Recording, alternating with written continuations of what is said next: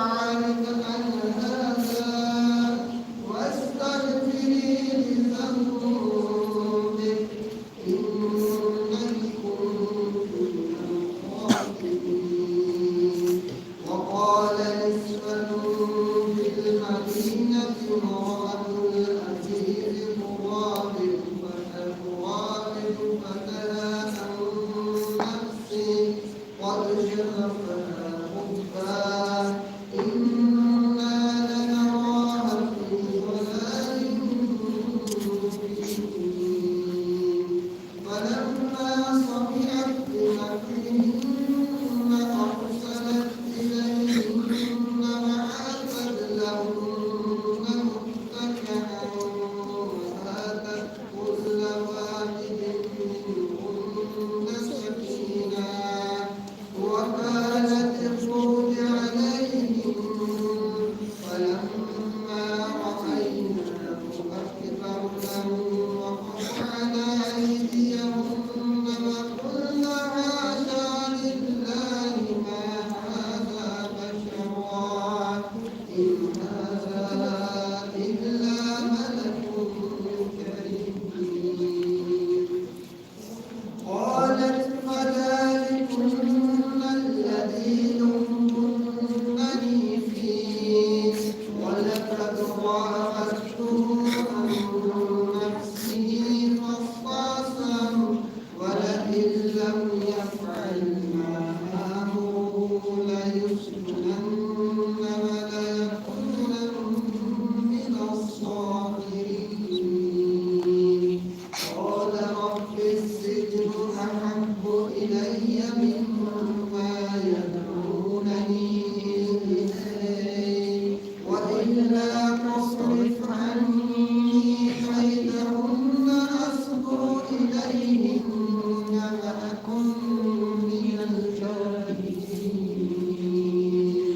فاستجاب له ربه فصرف عنه كيدهن إنه هو السميع العليم.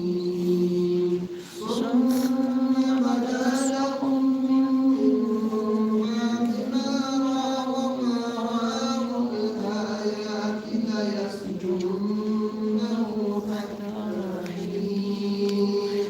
ودخل معه السجن فتيان قال أحدهما إني أراني أعصر خمرا وقال الآخر إني أراني أحمل فوق رأسي خبزا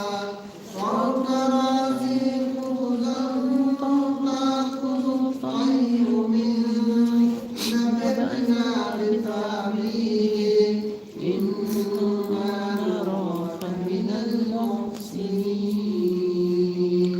قال لا يأتيكما طعام ترزقانه إلا نبأتكما بتأويله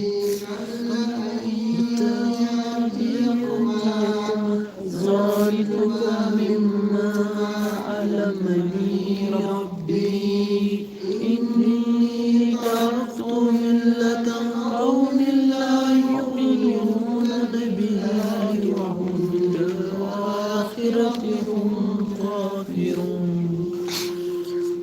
واتبعت ملة آبائي إبراهيم وإسحاق ويعقوب ما كان لنا أن نشرك بالله من شيء ذلك من فضل الله علينا وعلى الناس ولكن أكثر الناس لا يشكرون.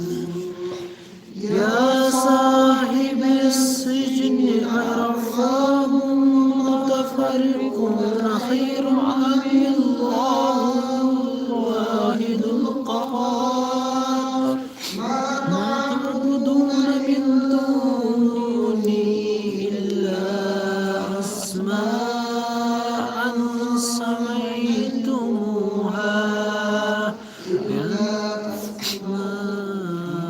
سميتم وأنتم وآباؤكم ما أنزل الله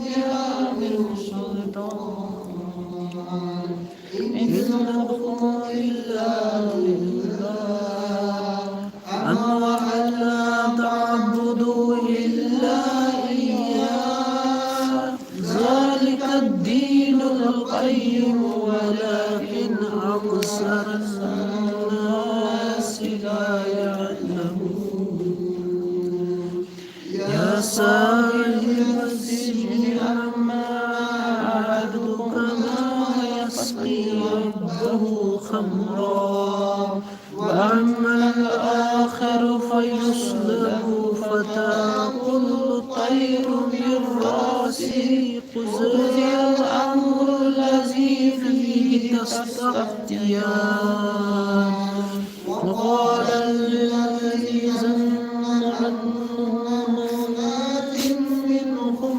اذكرني عند ربك فأنساه الشيطان ذكر ربه فلبث في السجن بضع سنين صدق الله العلي العظيم اللهم صل على محمد وآل محمد اللهم صل على पिछला गाना किसने सही तरीके से याद किया है? आप सूर्य हमद पढ़ लें इसको देखकर